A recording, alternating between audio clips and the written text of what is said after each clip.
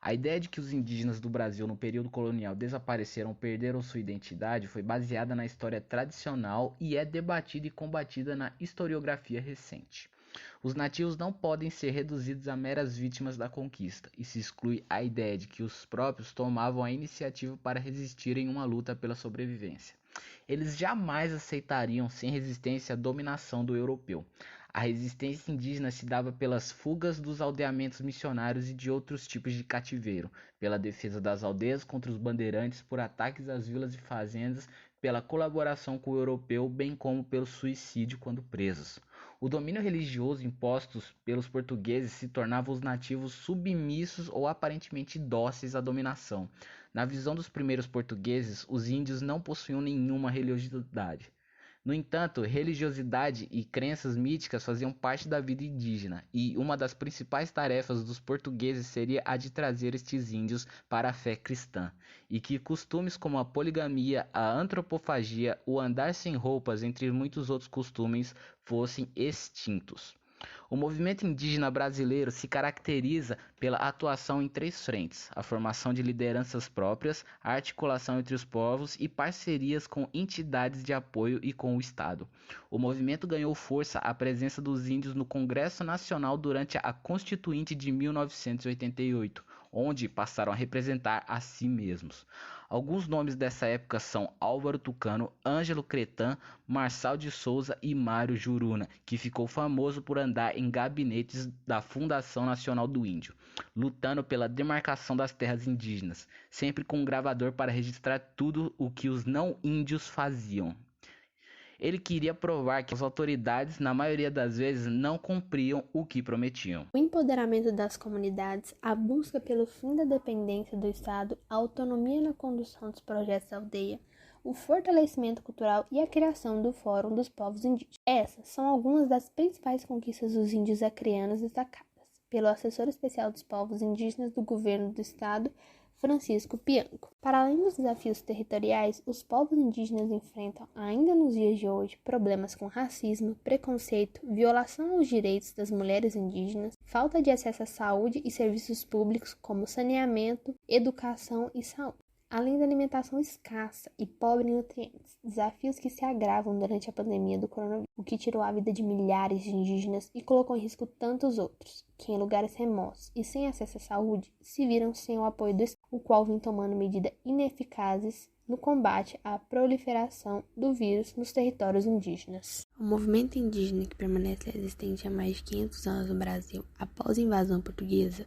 luta ainda hoje pela sobrevivência e perseverança cultural dos povos originários. E em defesa de suas e nossas reservas naturais, tal luta está intrinsecamente ligada às questões territoriais, uma vez que é no território que esses ideais se reproduzem e efetivam. Passando por um duro processo de perseguição, escravidão e genocídio, os indígenas veem sua população e terras enxugarem drasticamente. Por outro lado, seus movimentos de resistência e luta também marcaram todo este período. Conhece aqui esses aspectos enquanto elementos fundantes na construção de sua consciência de luta. No século XVI são implementados no Brasil instrumentos legais que definem e propõem uma política indigenista, fundamentada na discussão sobre a legitimidade de seu direito a estes foram expressos em diferentes legislações portuguesas, envolvendo cartas régias, alvarás, regimentos e outros, conforme aponta o site do Museu do Índio. Tudo, a existência de tais regulamentações à época não significou necessariamente o direito indígena, ao contrário disso, os interesses portugueses perpassavam pela invasão desse território, ao passo que os povos originários se configuravam então como um empecilho a tal projeto. Este pensamento se reproduz na atualidade, quando novos conflitos envolvendo povos indígenas são observados. Demarcação já é o mote principal de sua luta na atualidade. Mobilização Nacional Indígena 2017.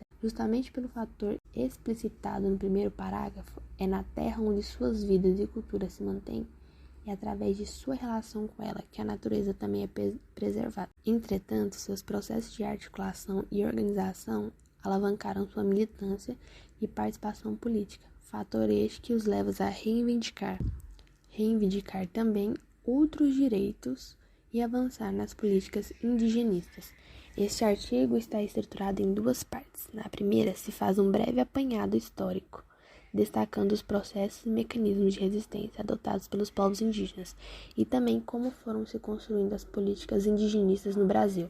Na segunda, situa-se a história do povo indígena Tremembé, em meio a esta construção, apresentando também uma entrevista realizada à liderança deste povo no município de Raposa, no Maranhão. Processos de resistência indígena e as políticas indigenistas.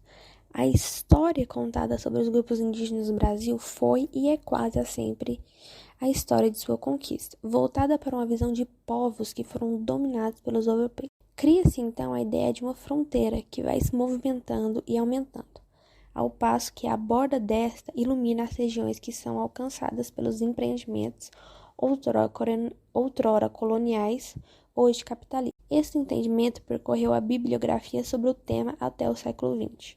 E segundo o pensamento de José Maurício, Andion Arruti, 1992, contribuiu para a constatação de que em tais bordas os grupos indígenas teriam sido ou seriam inteiramente extintos. Ao contrário do que se pensava à época, os povos indígenas não foram extintos, mesmo reduzindo consideravelmente sua população e território, mas encontrando formas de se organizar e resistir ao longo dos séculos, seja pelo isolamento, pelo silenciamento da identidade, pela mudança de hábitos ou de outros meios. Após os mais de 3 séculos do modelo colonialista, com a instauração da República Brasileira, alguns serviços e mecanismos de proteção a indígenas vão se desenvolvendo. Porém, seguindo ainda a lógica colonizadora que impõe seu padrão de desenvolvimento produtivo e desconsidera a realidade e demandas indígenas, vale ressaltar ainda que em tal momento não havia participação popular indígena na discussão sobre quaisquer políticas. Logo, essas eram pensadas e tocadas pelo Estado, enquanto que os indígenas eram apenas alvos delas. Em 1967, é instituída a FUNAI, Fundação Nacional do Índio, regulamentada pela Lei 6.001, de 19 de 12 de 1973, que sanciona o Estatuto do Índio. Contudo, a política seguia ainda a mesma lógica anterior, buscando a incorporação dos índios à comunhão nacional, conforme os princípios das Constituições de 1934, 1946, 1967 e 1969. Apenas a partir de 1970 que se observa um movimento indígena organizado e institucionalizado que leva esses sujeitos para o meio político. É nesta década que passam a ocorrer em todo o país os encontros denominados de assembleias indígenas, e dentro desses espaços, tais sujeitos passam a fortalecer suas articulações e em longo processo, que condicionaria de forma significativa os rumores tomados a partir de este passo trouxe à luz a muitos povos que antes se mantinham nas sombras, em silêncio até mesmo enquanto a forma de sobrevivência e que agora percebiam a necessidade de se autoafirmar e articular. Os anos 1970 marcaram também os movimentos sociais de forma geral, pois é quando as ciências sociais passam a se debruçar mais sobre eles e no contexto brasileiro, quando as lutas populares se erguiam pelo fim da ditadura militar, da pobreza e da repressão. Nessa mesma década é fundado o Conselho Indigenista Missionário, em 1962, e a Comissão Pastoral da Terra, em 1965, ambas vinculadas à Conferência Nacional dos Bispos do Brasil.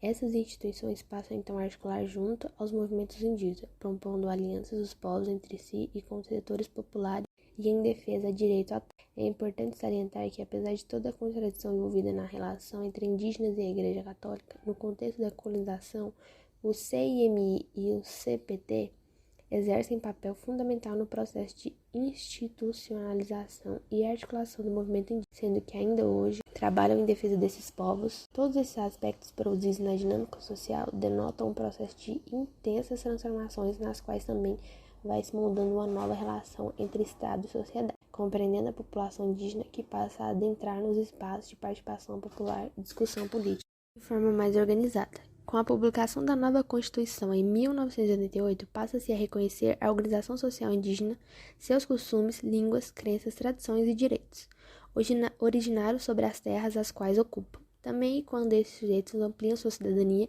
e passam a ser partes legítimas para entrar em juízo em defesa de seus interesses e direitos. Ainda no final dessa década, em 1939, é publicada pela Organização Nacional do Trabalho, OIT, a Convenção número 169, que apresenta importantes avanços no reconhecimento dos direitos indígenas coletivos, compreendendo aspectos sobre seus direitos econômicos, sociais, culturais e civis. Essa convenção, que é um tratado internacional ratificado pelo Estado em caráter vinculante, é atualmente, segundo o Instituto Socioambiental, o instrumento mais atualizado e abrangente sobre as condições de vida e trabalho dos indígenas. De acordo com essa convenção, as terras indígenas devem ser compreendidas em sua integralidade, sendo essas as áreas ocupadas ou utilizadas por esses povos. Nos artigos 14 e 15 são enfatizados os direitos de consulta e participação dos povos indígenas no uso, gestão, controle de acesso e conservação de seus territórios, prevendo inclusive o direito à indenização por danos e proteção contra despejos e remoções.